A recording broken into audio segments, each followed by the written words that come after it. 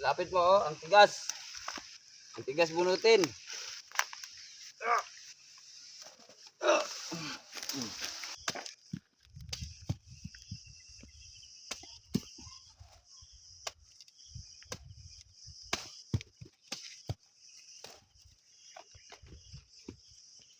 Oh. Ito na mga Katubad Adventure oh. Yun, what's up mga Katubad Adventure. Yan, magandang hapon. So hapon na, palubog na yung araw. Oh. So ngayon mga Katubad Adventure, kasama ko po yung asawa ko at saka yung anak ko ayun oh. Nauna na sa akin. So patungo kami sa ano mga Katubad Adventure doon sa Payag. Ayan oh. Papunta kami doon sa ano sa Payag ng papa ko. Ay hindi, yung sa ano, papa ng asawa ko pala. Hindi mga Katubad Adventure. Manugang ang tawag doon. Ugangan sa Bisaya. Naglalakad lang kami mga Katubad Adventure. Kasi kukuha na naman kami ng ano, kamanting kahoy. Yan, na-miss kasi ng asawa ko yung kamanting kahoy nila dito. Matagal na daw siyang hindi nakakain ng kamanting.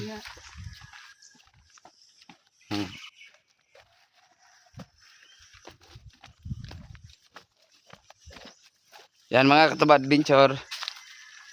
Hapon na kami dumating ngayon dito sa bukid. Kasi medyo malayo yung ano namin, lugar ko. Dito sa lugar ng asawa ko. Sa bukid. Kasi ako mga Katubad Adventure walang bukid. Lumaki ako sa ano, sa lungsod. Yung asawa ko lumaki sa bukid. Yan, kaya umuwi sa dito.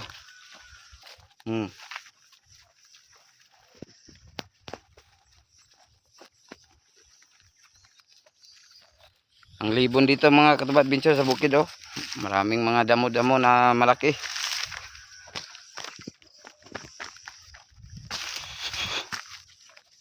Yan. Abang-abang tayo mga Katubad Adventure sa pagpanguha namin ng ano, kamanting kahoy.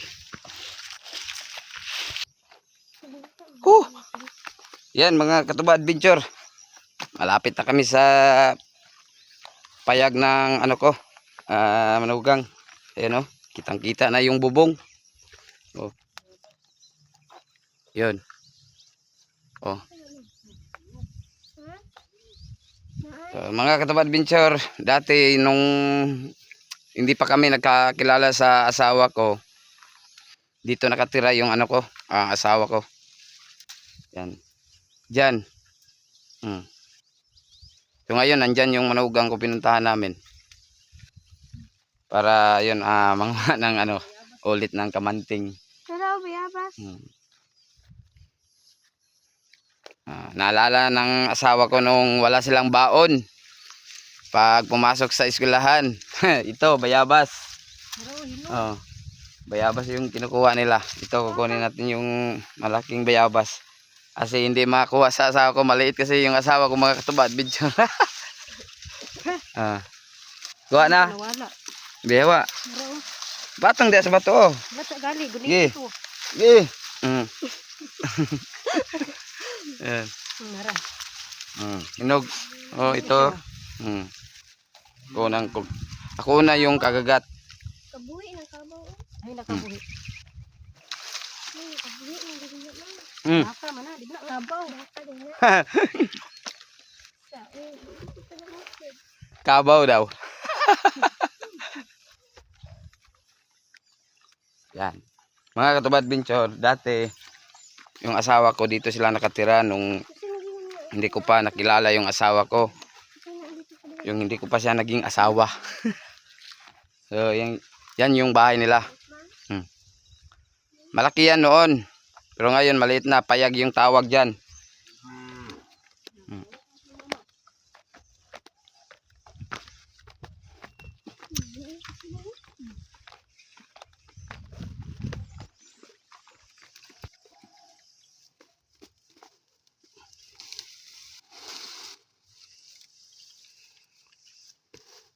So, ito na mga Katuba Adventure, oh. Ah. Yan.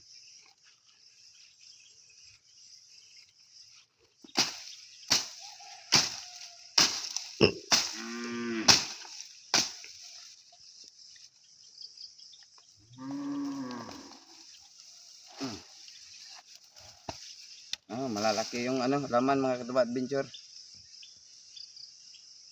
So ano to mga Katuba Adventure, ah, yung iba kung marami kaming makuha ngayon, ibibinta namin gawing ano, gawing puto, kamanting. So kung konti lang yung makuha namin, kakainin lang namin mga Katuba Adventure.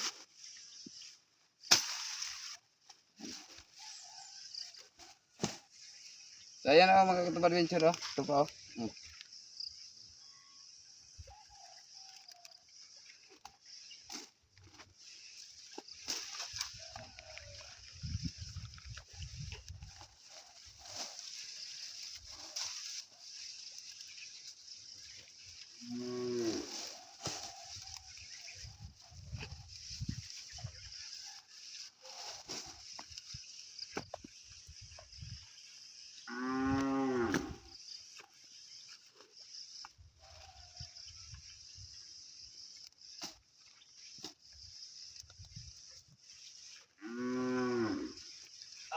Lapit mo, oh, ang tigas. Ang tigas bunutin.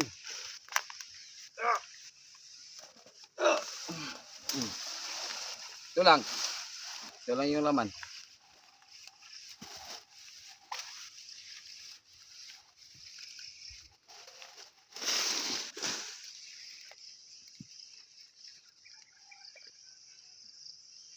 Oh.